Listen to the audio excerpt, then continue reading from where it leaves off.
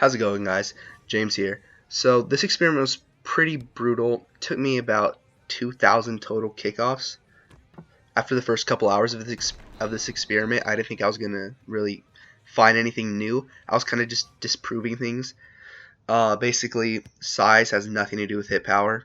Strength has nothing to do with hit power. Tackling has nothing to do with hit power. The only thing that affects hit power is hit power itself. I had 7-foot guys, 6'3" guys, basically 6'3" guys were modeled after Sean Taylor. I had 5-foot guys, 160-pound guys, 400-pound guys, 99 strength guys. They all did basically the same. But I did find one new thing, and that is that hit power not only dictates the chances of fumbling, that's something I did find, but it also dictates your chance of getting the tackle. And I almost didn't find this out because I did 99 hit power, 97, 95, 90, but I forgot to do a 0 just because I wanted to see what happened there. Well, when I did the 0, I found that it was impossible to get tackles with the 0 hit power guy. After like 15, every single one of them was broken. So hit power does affect your chance of even getting the tackle. So if you're out there with low hit power corners, I'd recommend that you don't even try the hit power because your chances of getting it in the first place are pretty low, and your chances of forcing a fumble are also even lower. Just safe tackle if you have a low hit power corners, and I'll be recommending guys with high hit power. So let's check out these tables. One mistake. I put 100 strength, tackle, and hit power. I actually mean 99. If you hear me say 100, it's my bad. So for each test, I did 16 unless I say otherwise. I gave everyone 99 speed, 99 acceleration unless I say otherwise. And the reason I did 16 was because I wanted to go half with square hit stick kind of tackle and half with hit stick actual. You use a stick. I held down L2 for all of them unless I say otherwise. And you see here, strength and tackle don't have much to do with it. You get a 0-3, 0-3, and a 2-0. Not big of a difference. Same thing with size. I mean, there's a slight difference. You see the 5', 160, and then you see 6'6", 265 end up being higher than him. I tested both of them for the other tests, and they ended up getting pretty much equal. I just didn't feel like adding it in, but they ended up averaging back out after about 50 tries. So size, tackling, and strength have absolutely nothing to do with your chance of forcing a fumble. Alright, so now I'm just going to get straight into the totals. So I had a total of 324 hit sticks. Mind you, I didn't count the ones that weren't hit sticks, whether it was a missed tackle or just a normal tackle. Those did not count. That's how I ended up getting between 1,000 and 2,000 attempts. Out of those 324, I had 40 total fumbles, which comes out to about 12.3% of the time. The guys with 99 hit power got about 15.5% of the time they forced a fumble. 95 and 90 both got around 10%. It wasn't as big of a sample size, so it comes out a little different, even though it's only one off. And I really wouldn't be surprised if I ended up going up to like 150 on the 95 and 90. You'd see a bigger difference there. But I guess I noticed it kind of. More tackles are being broken with the 95 and the 90. So let's check out this difference between square and the hit stick. You see that out of the 40 fumbles, only 15 of them were done by X or square, and 25 were done by the hit stick.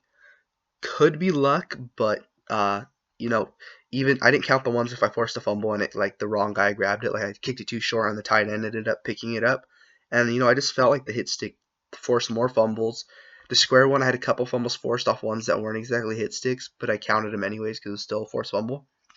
I really feel like that hit stick just might force more fumbles. That could be pretty huge. I mean, you could go either way. I hear a lot of people swear by the square or X, but personally, I'm gonna go with the hit stick.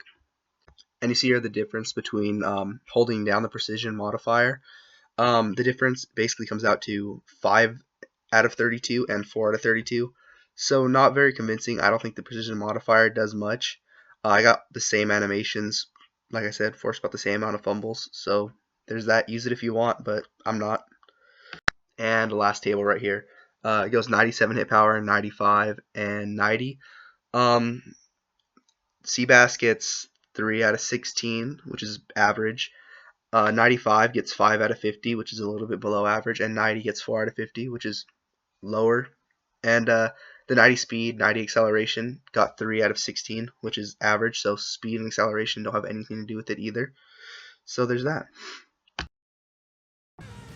In conclusion, hit power is all that matters if you want to force those fumbles. Don't worry about the strength or how fast you're going, like the speed or all that. And if you've been missing a lot of tackles with your low hit power corners, you know why. Just don't go for the hit stick if you're using them. Go for that safe tackle. I kind of do that anyways, but every now and then I'll try and hit that hit stick, and they almost always break the tackle. So now it's cool, I at least know why. So I mainly play Mutt. That's the reason I do most of these tests, is to see who I want on my Mutt team. I use Mutt rank. That's really cool, but I kind of wanted to figure out all of these stats.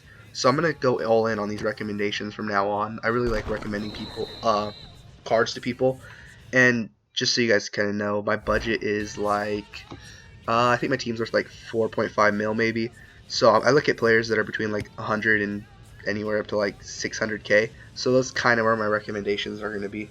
Anything below that or above that, I have no idea. I've never used those cards. So well, I've used the ones below 100k, but I'm not really going to recommend them. So at free safety, I'm going to recommend Sean Taylor. That 99 hit power. He forces a lot of fumbles for me, and he's insane in coverage. I use him, love him. He's one of the only players I don't sell off when I sell my team. Just always keep him. As strong safety, I'm going to say free safety, Mark Barron. I know a lot of people say he doesn't force a lot of fumbles, but he has that 98 hit power, and I use him. He forces quite a bit of fumbles. He kind of disappears in the passing game. He doesn't give up big passes. I run cover 4, dime flat. He doesn't give up big passes. He makes a pick like once every 5 games or something like that. But I always see him laying those big hits, knocks the ball out of the receiver's hands, and he forces a fumble every now and then.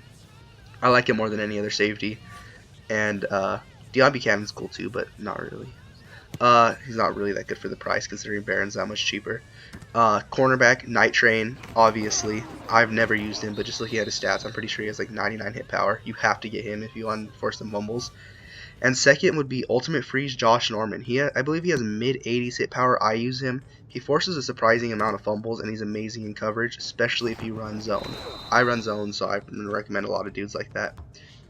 His Road to the Playoff card also has, I believe, 82, maybe 81 hit power, which is crazy for a corner. That's top 3 or 4, I believe.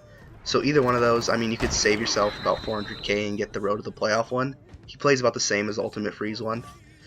So right outside linebacker, I'm going to separate him by 4-3, 3-4, and user. So my 4-3, remember, this isn't players that I pick really. I mean, a lot of them are, but this is just if you want to force those fumbles.